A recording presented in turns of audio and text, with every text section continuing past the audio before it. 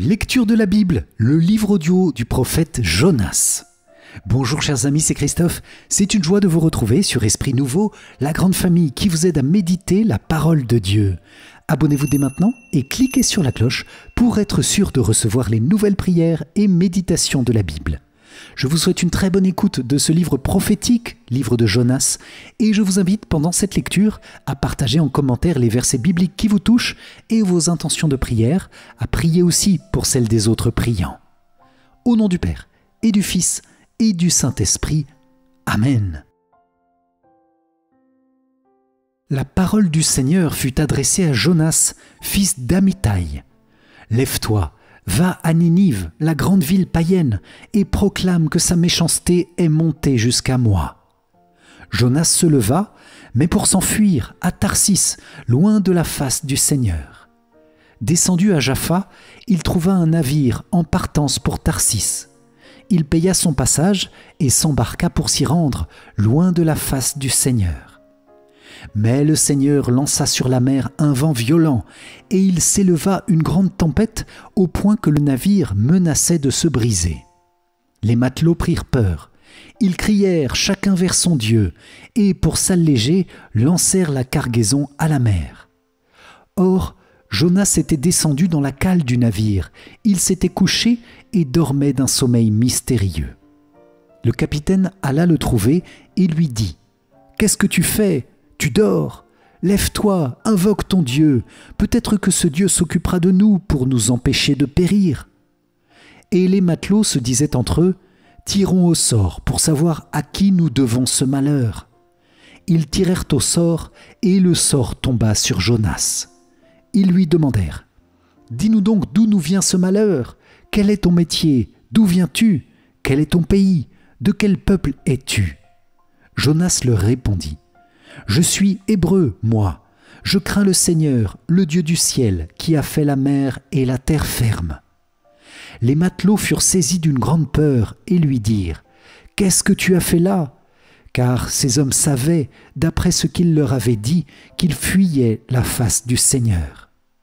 Ils lui demandèrent « Qu'est-ce que nous devons faire de toi pour que la mer se calme autour de nous ?»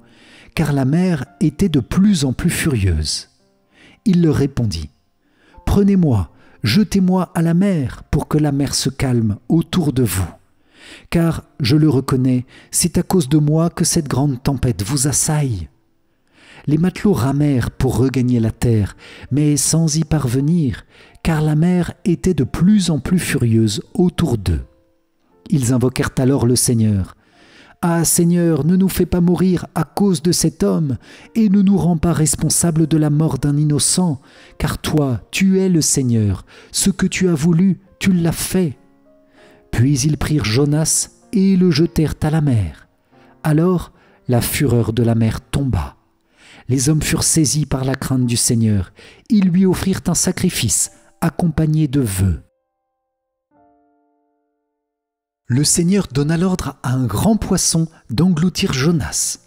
Jonas demeura dans les entrailles du poisson 3 jours et 3 nuits. Depuis les entrailles du poisson, il pria le Seigneur son Dieu. Il disait « Dans ma détresse, je crie vers le Seigneur et lui me répond. Du ventre des enfers, j'appelle, tu écoutes ma voix. Tu m'as jeté au plus profond du cœur des mers, et le flot m'a cerné. Tes ondes et tes vagues ensemble ont passé sur moi. Et je dis, me voici rejeté de devant tes yeux. Pourrais-je revoir encore ton temple saint? Les eaux m'ont assailli jusqu'à l'âme, l'abîme m'a cerné, les algues m'enveloppent la tête à la racine des montagnes. Je descendis au pays dont les verrous m'enfermaient pour toujours. Mais tu retires ma vie de la fosse, Seigneur mon Dieu. Quand mon âme en moi défaillait, je me souvins du Seigneur, et ma prière parvint jusqu'à toi dans ton temple saint. Les servants de vaines idoles perdront leur faveur. Mais moi, au son de l'action de grâce, je t'offrirai des sacrifices. J'accomplirai les vœux que j'ai faits. Au Seigneur appartient le salut. » Alors, le Seigneur parla au poisson, et celui-ci rejeta Jonas sur la terre ferme. La parole du Seigneur fut adressée de nouveau à Jonas. « Lève-toi, va à Ninive, la grande ville païenne, proclame le message que je te donne sur elle. » Jonas se leva et partit pour Ninive selon la parole du Seigneur. Or, Ninive était une ville extraordinairement grande. Il fallait 3 jours pour la traverser.